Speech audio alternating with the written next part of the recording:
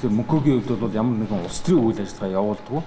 Тэгэхээр нөгөө энэ хоёр даргыг гэдэг юм уу Монгол Ардын Исламыг улс төрийн үйл ажиллагаа явуулахыг хориглохын тулд түүний эргэн тойрон байгаа улсуудыг бол хилмигдүүлж одоо баривчилж гэр орон найз нөхөд юу гэдэг одоо хүмүүсийн дарамт үзүүлэх маягаар одоо үйл ажиллагаа явуулж байгааг бид нар бол эсэргүүцэж байгаамаа.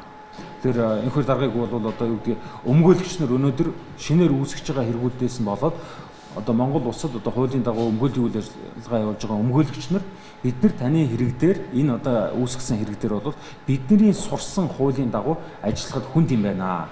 Та энийг улс төрийн тэмцлэр явах юм байна. Ягаад гэвэл энэ улс төрийн захиалгатаа хизээч та субъект болохгүй асуудал дээр хэрэг үүсгэсэн байна.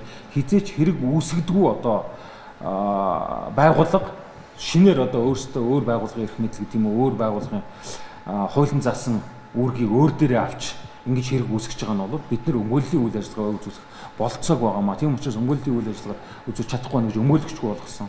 Өнөөдөр хамгаалтын аюулгүй байдлын хариуцаа явж байгаа залууг аваач хорж ийн хилмигдүүлж ийн гэдэг бол бас л ялгаагүй хамгаалагчгүй болгож байна. Тэгэхээр юу гэхээр энэ хоёр даргаыг ганцаардуулах гэдэг юм уу Монгол Ардын Усгалт намыг одоо эвгүй байдалд оруулах энэ үйл ажиллагаагаа л одоо энэ эрх баригч нар зарим бүр тодорхой хүмүүсийн нэрснэр бол тодорхой энэ бүлэглэлийн толгойлогч нар бол тэдний одоо шууд удирдлагын дор гэдэг юм зааврын дагуу хийж гинэ гэдгийг хурлын бид мэдэгдэх гэсэн юм аа.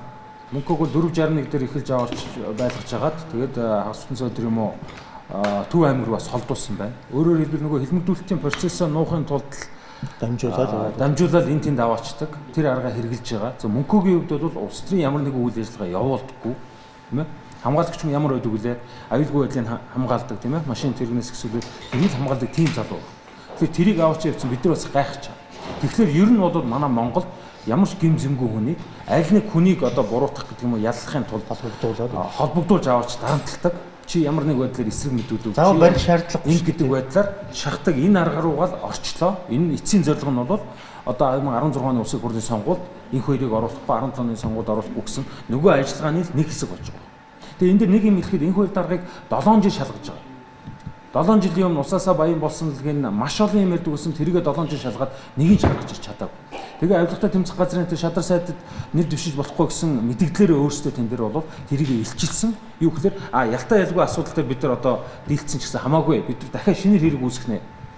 Одоо тэр шинээр хэрэг үүсгэх процесс дундаа одоо мөнхөг яаж ашиглах гэж байгаа өөрөөр хэлбэл дарамтлж тэнд одоо хорж тийм ээ тэрүүгээр магадгүй энэ хоёр даргаыг өөрийн одоо буцааж барьцаалж за энэ ойрч хүмүүсийг чинь баривчилж байгаа учраас чи ингэж бууж өгөх ёстой гэдэг маягаар мохоох үйл ажиллагааг нь мохоох энэ л арга хэрэглэж байна гэдэг чинь бид нар ойлгож байгаа. Тэгэхээр энэ хилмигдүүлэлт бол зөвхөн Монгол Ардын Хувьсгалт нам гэдэг юм уу энэ хоёр дарга гэдэг хүн дээр явж байгаа юм биш гэдгийг за Сүхбаатар дарга хэллээ. Өнгөрсөн 7 хоногт энэ 7 хоногт болсон маш олон процесс бол энийг бас тодорхой харууллаа.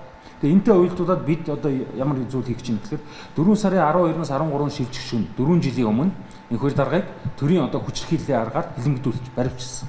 Яг энэтэй холбогдуулаад монголчуудаа бол энэ эрхэн зөрчигдөж байгаа маш олон жирийн иргэд байна.